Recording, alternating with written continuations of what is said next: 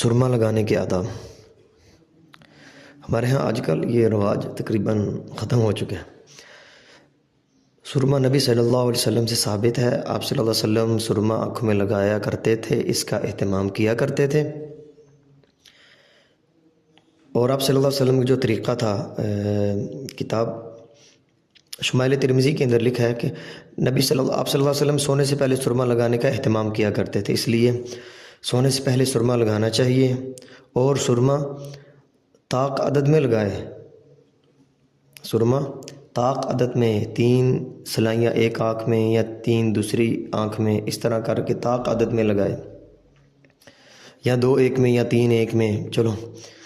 اور سرمے بہت سارے آج کل مارکیٹ میں ہیں مختلف ناموں سے، تو سنت کون سا ہے؟